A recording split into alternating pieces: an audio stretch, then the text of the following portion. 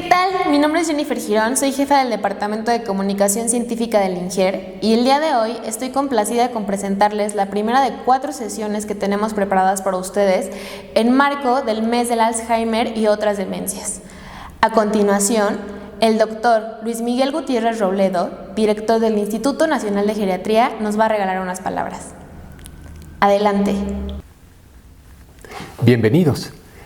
Comenzamos este mes a recordar a las personas con demencia. En este año, siguiendo la iniciativa de la Organización Internacional sobre la Enfermedad de Alzheimer, buscamos crear conciencia acerca de la necesidad de no solo diagnosticar temprano esta condición, sino estar preparados para reaccionar. Una vez que establecemos un diagnóstico temprano, tenemos que ser capaces de establecer una propuesta de plan de cuidados para la persona y es eso lo que ahora nos preocupa. A este respecto, el Instituto Nacional de Geriatría se ha involucrado en una iniciativa de alcances globales que es la Davos Alzheimer's Collaborative, la colaboración sobre enfermedad de Alzheimer impulsada desde Davos por el Foro Económico Mundial. Estaremos trabajando en el desarrollo de la vía clínica para establecer y poner al alcance de todos la posibilidad de un diagnóstico temprano. A la par, estaremos trabajando para el desarrollo de las estrategias para crear planes de cuidado, también desde nuestro instituto. Desde donde también, como ustedes podrán ver a lo largo de este mes, trabajamos en el desarrollo de biomarcadores, en el desarrollo de cuidados de largo plazo para personas con demencia y en la búsqueda de alternativas para el tratamiento no medicamentoso. A lo largo de los años, en el Instituto Nacional de Geriatría hemos desarrollado una serie de acciones concretas para mejorar la calidad de vida de las personas mayores con esta condición. Bienvenidos y esperamos que nos sigan a lo largo de este mes para que podamos continuar en nuestra tarea de contribuir a mejorar el bienestar de las personas mayores, en particular de las personas con demencia. Muchas gracias, doctor. A continuación, les presento al doctor del Departamento de Investigación Básicas del INGER, Ricardo Quiroz Baez, quien nos hablará un poco más sobre su línea de investigación dentro del INGER. Hola, mi nombre es Ricardo Quiroz, soy investigador del área de Ciencias Básicas del Instituto Nacional de Geriatría y voy a hablar brevemente de un proyecto que tenemos en el instituto que se basa en la búsqueda de biomarcadores para la detección temprana de enfermedades neurodegenerativas. Bueno, primero voy a hacer una introducción muy pequeña del Alzheimer. Entonces, como ustedes saben, el Alzheimer es una enfermedad que está asociada al envejecimiento y es el tipo de demencia más común en personas mayores de 60 años. Se ha reportado que el Alzheimer se puede dividir en 2 tipos, uno que se conoce como esporádico o de aparición tardía, que representa alrededor del 95% de los casos, y otro que se conoce como Alzheimer familiar o de aparición temprana, que solo representa entre el 1 y el 5% de los casos y está explicado por herencia autosómica dominante y está asociada a genes que están relacionadas con una proteína que se llama proteína precursora del amiloide y uno de sus productos que es el beta-amiloide, que es una placa que se acumula y es uno de los marcadores histopatológicos de la enfermedad. Este hecho de que haya 2 tipos de Alzheimer por el tiempo de aparición ha hecho que se reconozcan factores asociados a este desarrollo. A los factores que están asociados a la aparición tardía se les conoce como factores de riesgo o de iniciación tardía, mientras que a los factores que están asociados con la enfermedad familiar se les conoce como factores causales porque su sola presencia es suficiente para permitir el desarrollo de la enfermedad. En general, ambos tipos de Alzheimer cursan con un desarrollo en donde la aparición de los síntomas clínicos sucede después de entre 10 y 15 años de que ha iniciado la enfermedad. Esto ha hecho que se hagan muchos estudios para tratar de determinar qué factores determinan el desarrollo de la enfermedad antes de que se den las manifestaciones clínicas, porque justo si se llega a este punto ya la posibilidad terapéutica se reduce al mínimo y solamente se puede alcanzar ciertos estadios para tratar de reducir y mejorar la calidad de vida de los pacientes pero ya a partir de este punto ya es muy difícil tratar de detener la enfermedad. La enfermedad, entre los marcadores que les había dicho, la aparición de las placas seniles, se ha reportado que pueden aparecer desde 15 años antes de que se dé la manifestación clínica. Entonces, esto hace que haya un umbral de detección muy importante para tratar de encontrar factores que permitan la identificación del desarrollo de la enfermedad. También se ha visto que asociado a la enfermedad de Alzheimer, en el cerebro hay una reducción del metabolismo energético, principalmente el asociado al metabolismo de la glucosa, esto se lo conoce como hipometabolismo, y los primeros síntomas o detecciones de hipometabolismo se pueden detectar a partir de 10 años, una década antes de que empiecen las manifestaciones clínicas. Y finalmente, otras características muy importantes de la enfermedad es que hay un encogimiento o atrofia cerebral, y esta en algunas regiones del cerebro que están íntimamente relacionadas con el desarrollo de la enfermedad, se han detectado incluso 5 años antes. Entonces, esto ha hecho que haya un campo de estudio que procura la búsqueda de factores que pudieran permitir el diagnóstico temprano y, obviamente, con un estudio mucho más avanzado, el desarrollo de posibles blancos terapéuticos para tratar de, si no detener la enfermedad, sí hacer que su avance sea muy lento y entonces se pueda mejorar la calidad de vida de manera muy importante. Actualmente, los factores diagnósticos más utilizados en la clínica son la detección de esta proteína que les digo, el beta-amiloide, que se puede detectar en una punción en la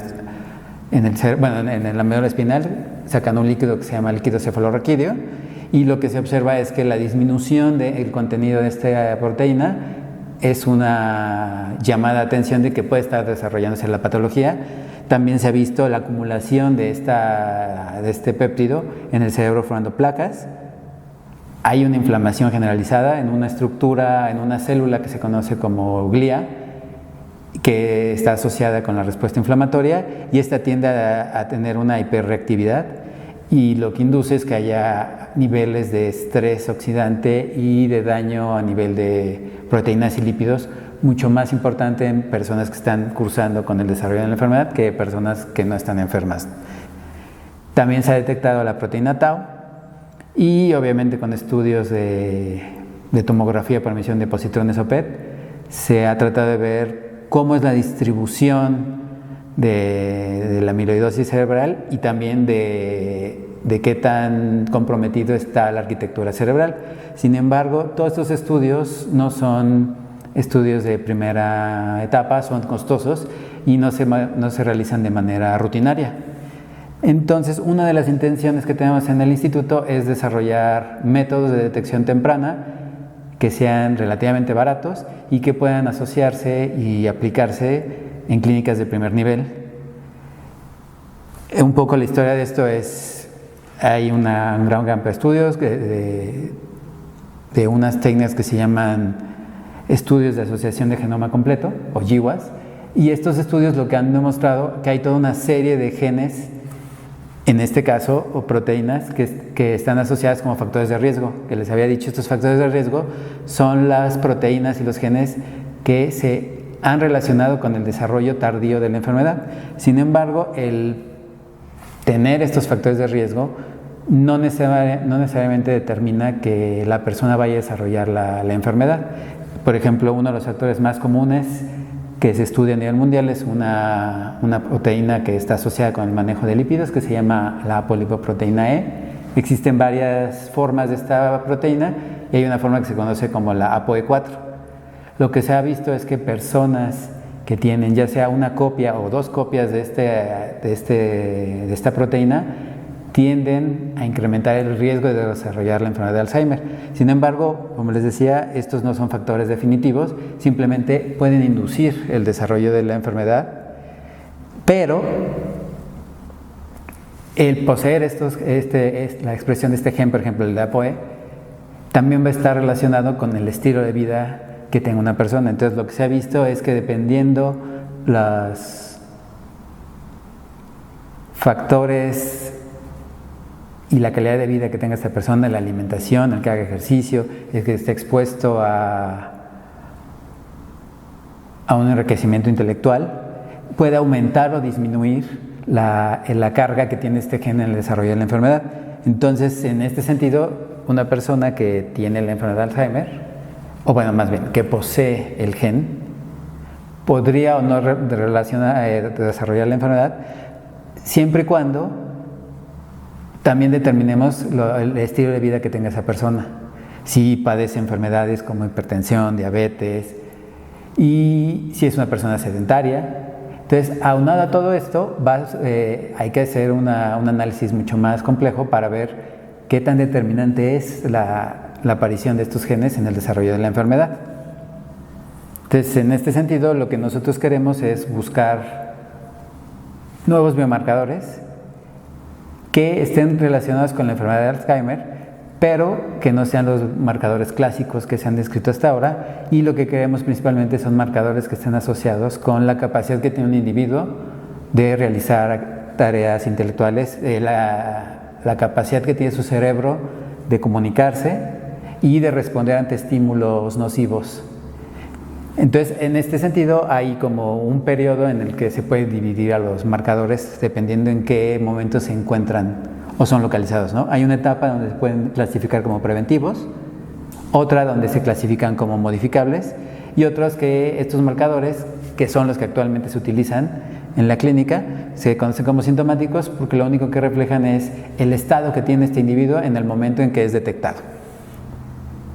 Entonces, en este sentido, primero voy a dar la definición de qué es un biomarcador, ¿no? Entonces, un biomarcador es una molécula que tiene una característica que puede ser objetivamente medida y la cual de manera indirecta va a evaluar un proceso fisiológico, ya sea sano o que refleje un proceso patológico, en este caso relacionado con la enfermedad de Alzheimer, y también puede funcionar como una molécula que refleje qué tan bien o tan mal responde el sistema ante una intervención terapéutica.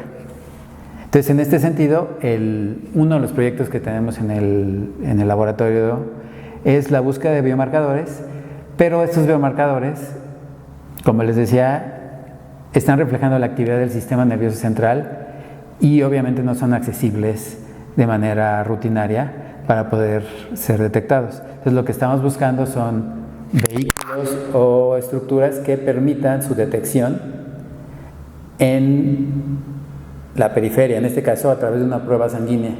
Entonces, lo que estamos usando es un método que utiliza unas estructuras que se conocen como vesículas extracelulares, que básicamente son unas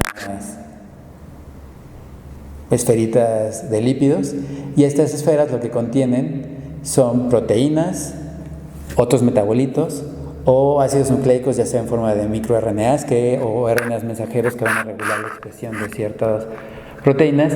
Y la característica o la importancia que tendrían estas vesículas extracelulares como vehículo de detección de nuevos biomarcadores es que prácticamente la totalidad de todas las células del organismo las secretan, y lo que es muy importante, el contenido que tienen estas vesículas refleja el estado metabólico que tenía la célula al momento de liberarlas.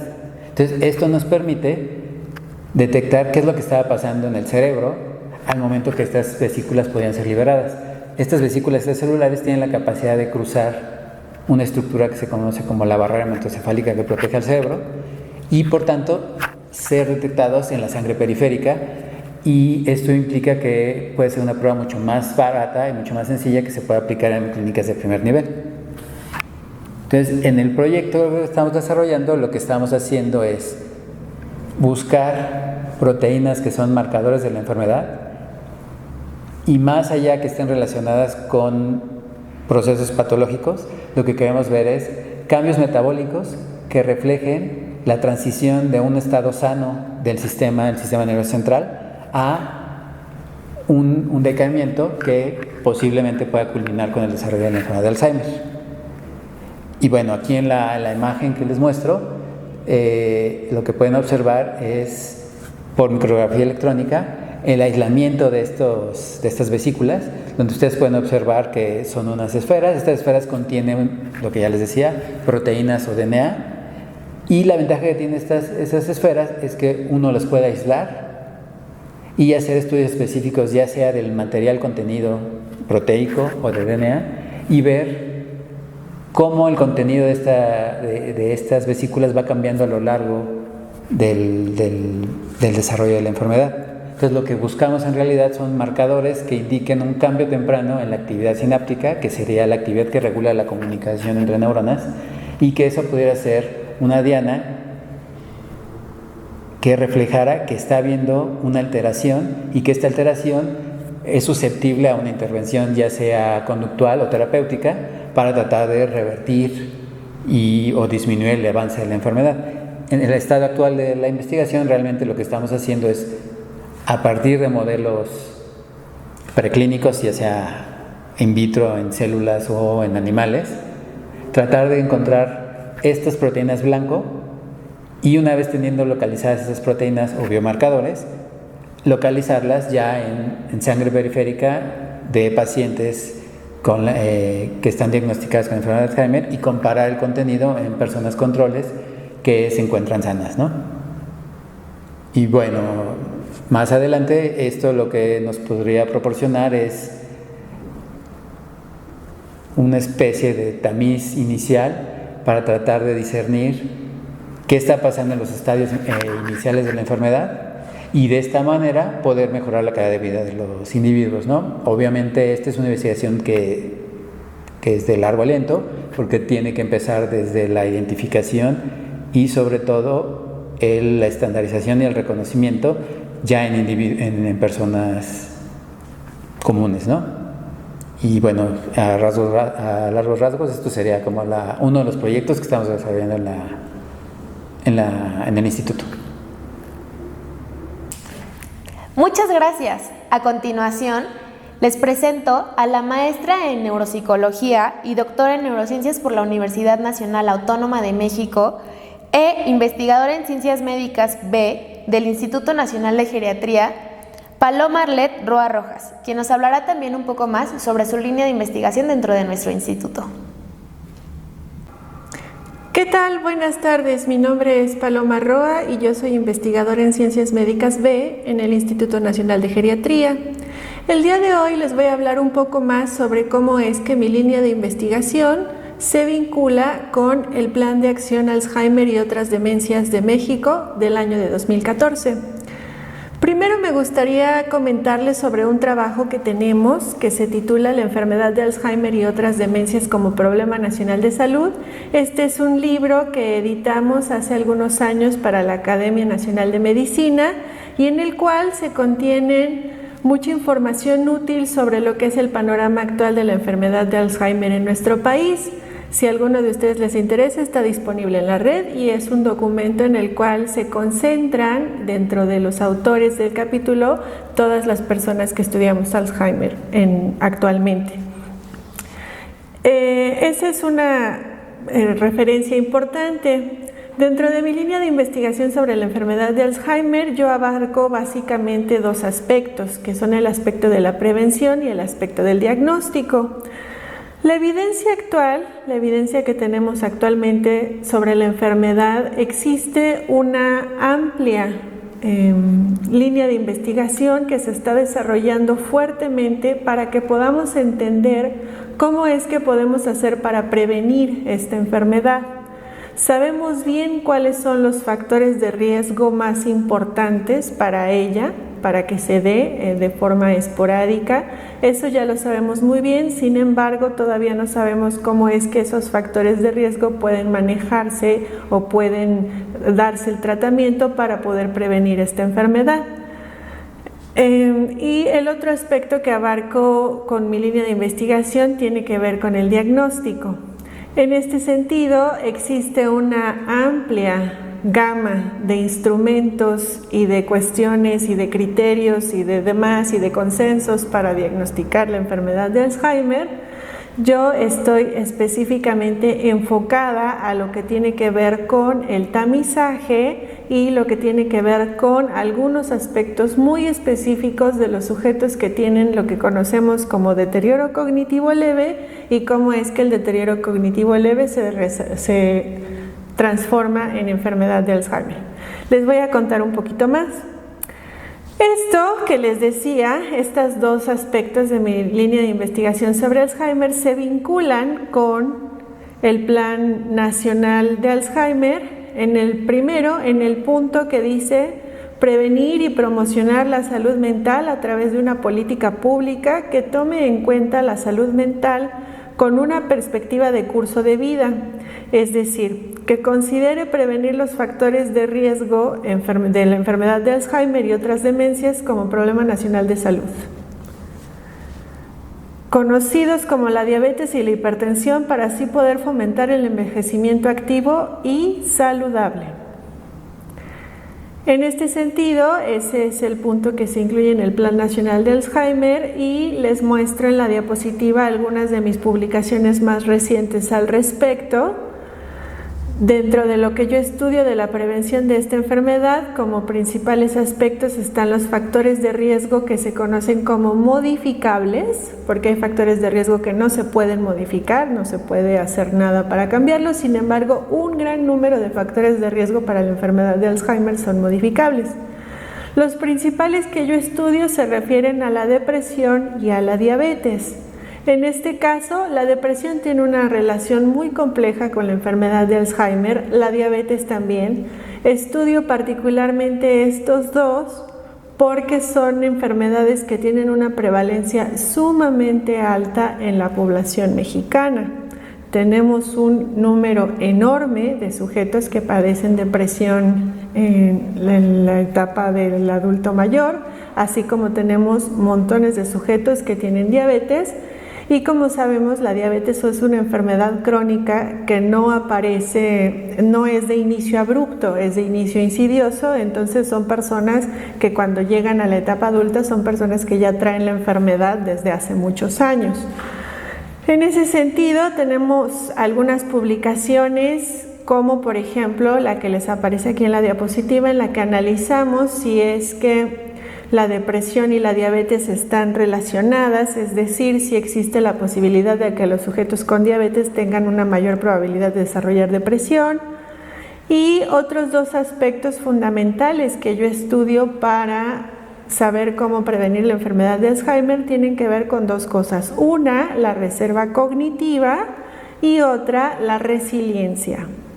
La reserva cognitiva se refiere a cómo es que nuestro cerebro se va adaptando, por decirlo de alguna forma, a los cambios que tiene asociados con la edad. Esto se traduce de muchas formas, incluye un gran número de factores, incluye la escolaridad, es decir, cuántos años estudiamos, incluye qué tan compleja es nuestra ocupación, qué tan complejo es nuestro trabajo, que obviamente cuando hablamos de qué tan complejo es el trabajo nos referimos a la complejidad intelectual, es decir, qué tanto me hace pensar mi actividad laboral cotidiana, qué tanto utilizo yo mi cognición en mi actividad laboral cotidiana. Y hay un montón de aspectos relacionados con el estilo de vida que favorecen la salud mental a través de la reserva cognitiva. Es decir, factores del estilo de vida que tienen que ver como la calidad del sueño, la nutrición, la actividad física. Entonces, todos estos factores, todas estas cosas los podemos englobar dentro de lo que es la reserva cognitiva. Lo importante, eso también es algo que se ha estudiado mucho y que ya lo sabemos. Lo importante y lo que seguimos sin saber es qué tanto importancia tiene aquí cuándo se dan estos factores. Si consideramos el ciclo vital, cómo es que la educación, que es un factor que se da en la infancia, tiene un efecto hasta la edad adulta, hasta la edad de la vejez. ¿Cómo es que se da este efecto? Si es a través de su mediación, por medio de lo demás, o etcétera. Ese tipo de cuestiones. Y en cuanto a la resiliencia es un factor muy importante porque se encuentra fuertemente asociado a nuestro estado de ánimo.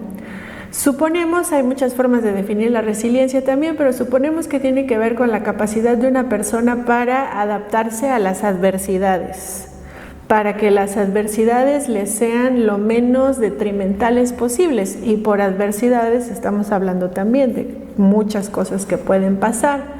Hay adversidades que son más características de la etapa de la tercera edad, pues de cuando uno es un adulto mayor. Por ejemplo, la viudez es una adversidad, es un evento adverso que tiene mucha más probabilidad de pasar cuando uno ya es un adulto mayor. En ese sentido, la resiliencia en los adultos mayores tiene ciertas características que también son las cuestiones que aún necesitamos entender. Existe evidencia de cómo es que los adultos mayores resilientes son los que, por ejemplo, ahora tienen más probabilidades de llegar a ser un fenómeno que es totalmente nuevo y que está pasando actualmente, es que lleguen a ser centenarios. Cada vez hay más centenarios, eso lo que quiere decir es que cada vez hay más personas que pasan de los 100 años. Y también tienen más probabilidades de ser adultos con un envejecimiento cognitivo exitoso, o como también se le conoce el fenómeno de los superagers, que son adultos mayores que tienen una cognición o una capacidad cognitiva que es equiparable a la de adultos mayores jóvenes. Es decir, son adultos mayores que tienen 85 años, 90 años, incluso más, pero su cognición es comparable con la de un adulto mayor de 65 años. Esos son los adultos mayores que consideramos que tienen un envejecimiento cognitivo exitoso, y ese es otro de los fenómenos que estudio. Otro de los puntos que se mencionan en el Plan Nacional de Enfermedad de Alzheimer es identificar y diagnosticar a los adultos mayores con demencia de manera oportuna por medio de una evaluación integral y multidisciplinaria que permita disminuir el impacto de la discapacidad y la dependencia mediante la capacitación de los profesionales de salud que están en el primer nivel de atención y el uso adecuado de instrumentos de tamizaje vigentes. Como les comentaba, dentro de mi línea de investigación, esta parte del diagnóstico tiene que ver con si bien existen muchos instrumentos para hacer diagnóstico, procedimientos, consensos, etcétera, esa es una gran área de la investigación y del estudio de esta enfermedad. Lo que yo hago específicamente tiene que ver con cómo no hacer nuevos instrumentos, porque los instrumentos que tenemos disponibles en nuestro país son muy pocos, los instrumentos que están validados son muy pocos. En ese sentido, ¿cómo hacemos para que esos instrumentos, en vez de que tengamos que hacer nuevos instrumentos, que podamos utilizar los instrumentos que ya tenemos, pero que podamos utilizarlos mejor? La cuestión está en que, por ejemplo, el MoCA, que es el Montreal Cognitive Assessment, que es una prueba de tamizaje ampliamente estudiada y ampliamente utilizada, por ejemplo, no está hecha para hacer un tamizaje proporcional a cómo se ha ido alargando el ciclo vital del adulto mayor. Entonces, por ejemplo, tenemos adultos mayores de 65 años, de 75 años, de 85 años. Sin embargo, no es lo mismo un adulto mayor cognitivamente sano de 65 años que un adulto mayor cognitivamente sano de 85 años. En este sentido, por ejemplo, estamos haciendo una validación del MoCA en la que se considere como la variable principal las variaciones por edad para identificar distintos puntos de corte que nos permitan hacer un tamizaje más certero y que no sea el mismo punto de corte para un sujeto de 65 años versus un sujeto de 85 años. Porque obviamente en ese periodo de 20 años va a haber cambios en la cognición para los cuales no se hizo el instrumento. Por ejemplo, y otro de los instrumentos que estudio es la escala de Lowenstein y Acevedo para medir la interferencia semántica, que es el LASI. Esta es una prueba muy específica que está diseñada para identificar dentro de los sujetos que tienen deterioro cognitivo leve cuáles son específicamente los que tienen una mayor probabilidad de desarrollar Alzheimer. Entonces, en breve, esas son algunas de las aristas que abarco con mi línea de investigación y que vinculo de esta manera con el Plan Nacional de la Enfermedad de Alzheimer. Muchas gracias. Esto fue todo por el día de hoy. Los invitamos a que nos dejen todas sus dudas en comentarios y al final de todas estas sesiones habrá una exclusiva para responderlas. También les recordamos que el próximo 14 de septiembre será la segunda sesión. Agradecemos mucho su interés y su tiempo. Hasta la próxima.